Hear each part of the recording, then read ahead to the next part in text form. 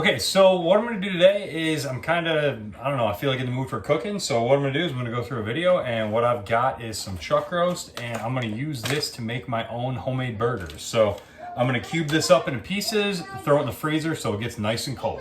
Okay, so the meat is nice and cooled down. It's kind of like firm to the touch. It'll be perfect. And then also, as I'm gonna get going, I'm gonna put some bacon in the oven because it's the easiest way to make bacon, just for the toppings of the burgers. And also, I forgot to mention it before, what I've done is the attachment. I made sure that this was in the freezer as well. And the reason I put that in the freezer was just, again, to make sure that it's as cold as possible. So this is a pretty easy hookup that I've got for my KitchenAid. I just want to make sure this is going in there correctly. So sometimes it's a little finicky. Get it to push in. There we go. Okay. Little cutting blade. And the extrusion piece. I'm using the bigger one that it comes with for now, and then we just throw that on, okay? And from there, all I do is I just turn it on to lowest speed is completely fine for this type of application. So what I'll do is I'll take a couple pieces of the meat and toss them in. Okay, it goes pretty quick. Once it starts getting through there, this is about 2.5-ish pounds of chuck roast.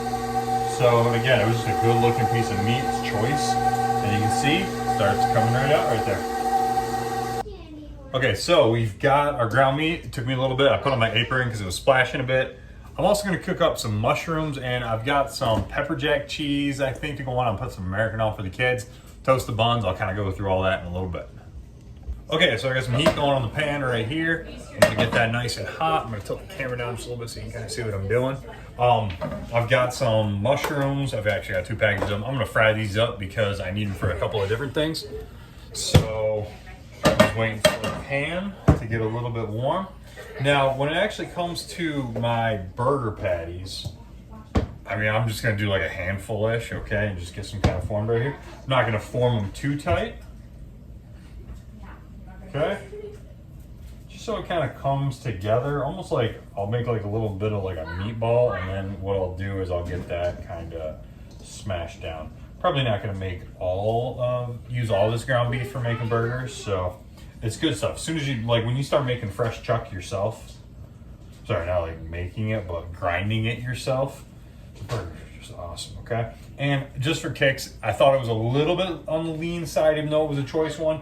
So I did take some bacon that I had, a couple pieces of leftover bacon, and I put them in there as well, okay? So my trick for forming burger patties is I like to take 2 plates, and what I'll do is I'll take the meat, put it in between the 2 plates, and just press it down. Now I'm not gonna get perfect patties out of that, but it's gonna be pretty good for what I need to use, okay?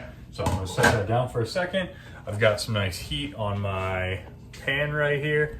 So I'm gonna throw in some oil, okay? Let that get kind of warmed up, okay?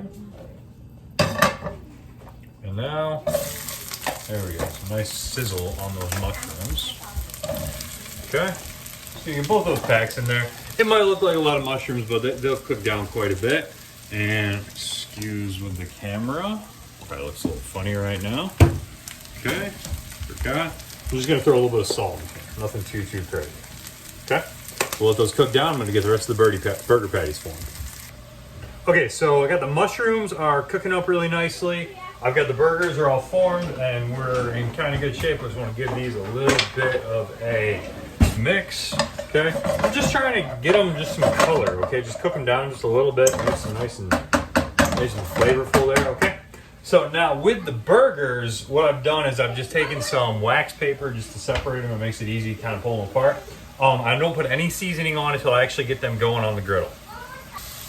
Okay, so the mushrooms are coming along nicely. I just want to give you a picture. This is the griddle that I'm going to be using to cook the burgers on.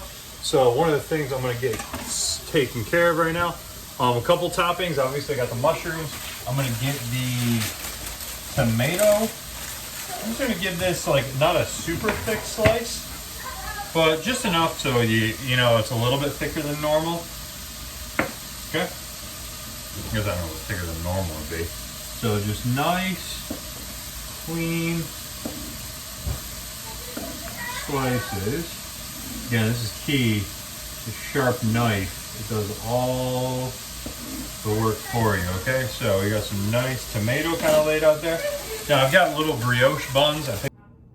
Okay, so I've got the buns are getting nice and toasty in the back. We're just getting some color on them, okay? That burner's a whole lot lower. What I'm gonna do now is I'm gonna throw 2 of these burgers on here.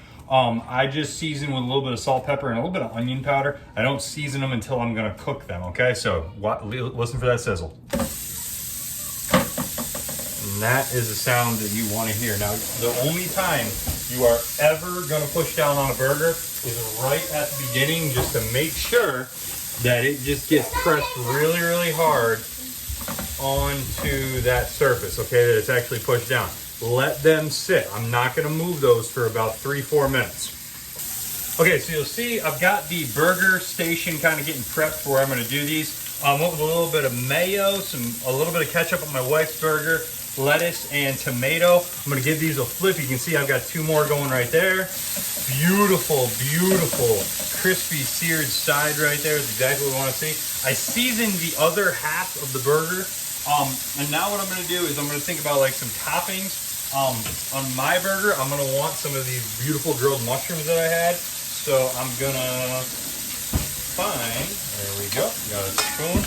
And what I'm gonna do is I want so I'm gonna put cheese on these next. Okay, I lost one on the side right there. Okay, it is not having their way. Okay, there. Okay, maybe like 1 more. There, perfect. Okay. Oh, bless me. And now what I'm gonna do is I'm actually gonna put the cheese directly on here. I've got some nice pepper jack. Okay. I'm gonna put some cheese on there. It's gonna get melty. Second side always goes really nice and quick. I'm gonna put 2 slices on mine because I like it cheesy. Okay. Those will get melted up. The other burgers in the back, I'll get those flipped in a little bit and we'll throw this all together. Okay, so that second side always goes a little bit quicker. I'm gonna get these burgers back here flipped over. Oh, beautiful, beautiful color. Okay. And now what I'm gonna do is I'm gonna plate these up. I'm gonna take this first burger. I'm gonna let that go just a little bit longer. I'm gonna take this burger right here.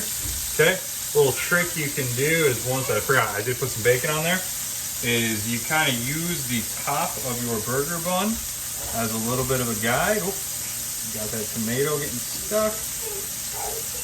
And we just slide it right off. And that is a beautiful looking burger. The same thing for my wife's. Okay. Again, beautiful, beautifully topped burger. Okay. And there you have it. There is a beautiful bacon cheeseburger. Okay. You have a nice day.